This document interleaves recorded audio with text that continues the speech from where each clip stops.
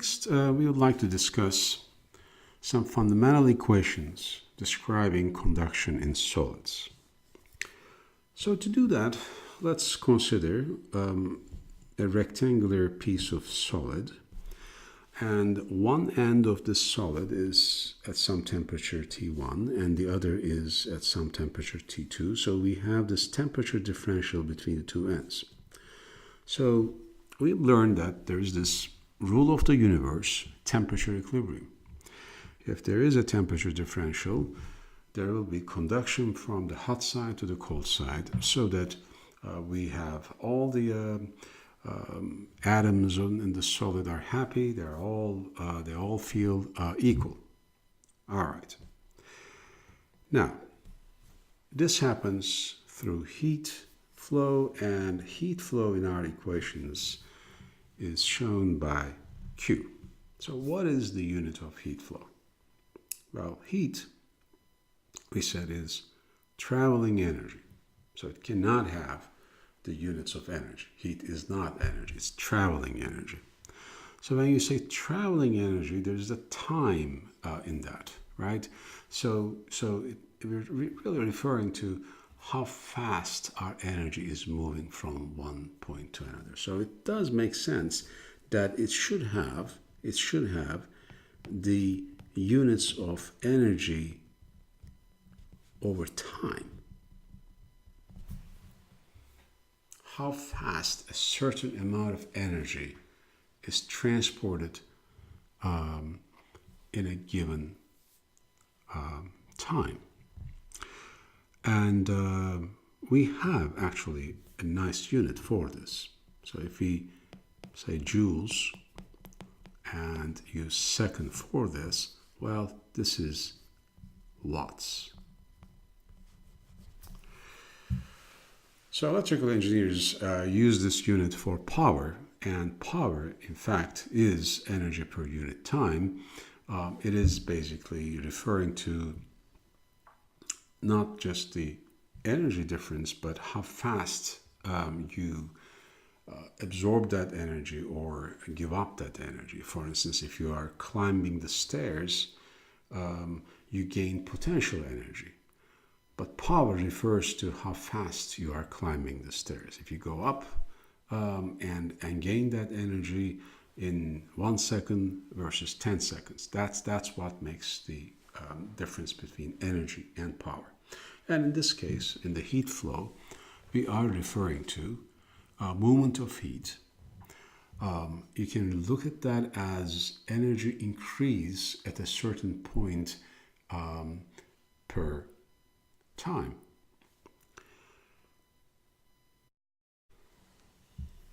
Okay, so how does this happen? We said that we need a temperature differential for the heat to flow.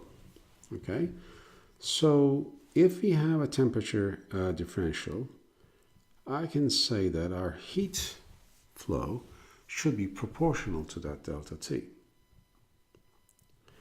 And then I should be able to come up with a parameter that describes the resistance of my block, rectangular block, to heat flow. Well, I assume that this resistance is going to be dependent on the properties of the material and as well as the dimensions of the material. I will call this thermal resistance of the material. Sorry, thermal resistance of the block. And we'll come back to that. So even though I got this equation by deduction, this indeed turns out to be the correct equation. So heat flow, given in watts, is proportional to the temperature differential divided by this quantity, thermal resistance, which measures the resistance of the block, the rectangular block, to heat flow. Well, actually, there is a very well-known equation for the world of electricity. And you all know that equation. That is, current is equal to voltage divided by resistance. This is Ohm's law. So you can look at this as an electrical analog to heat flow.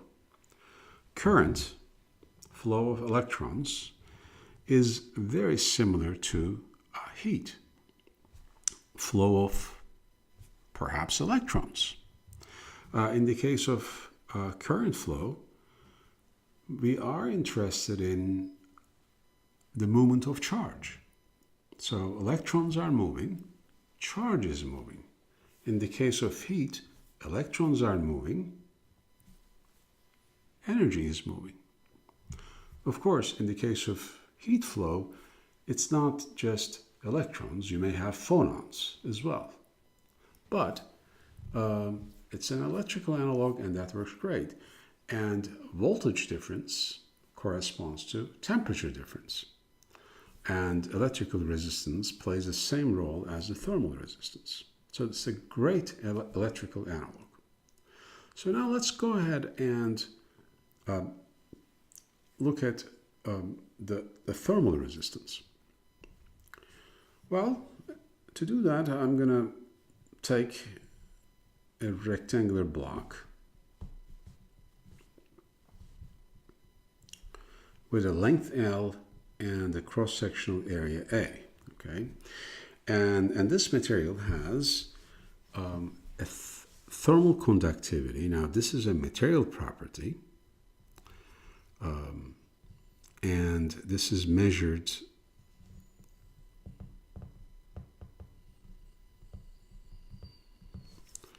in watts per meter Kelvin.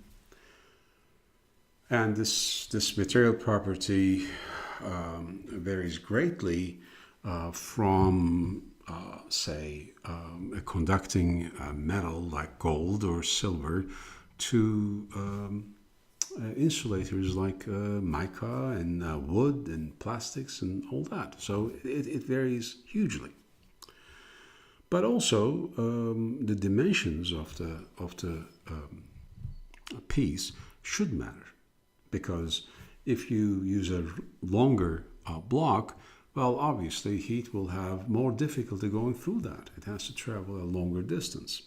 Similarly, if you have a larger cross-sectional area, well, you have much more area to move the heat.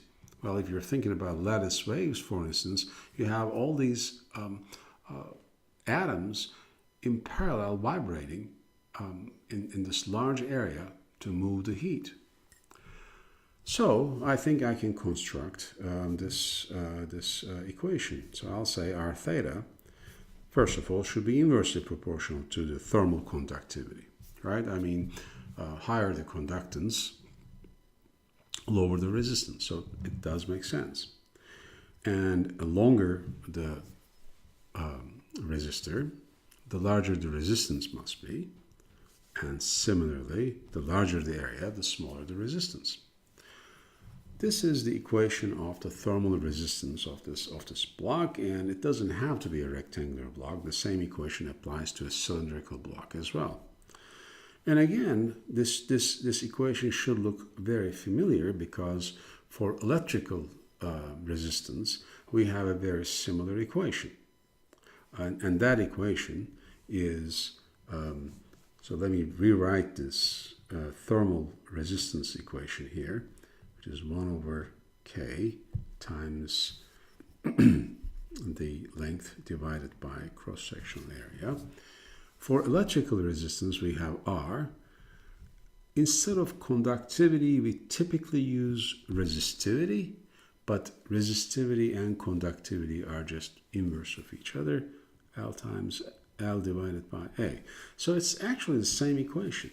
Okay, so this is electrical resistance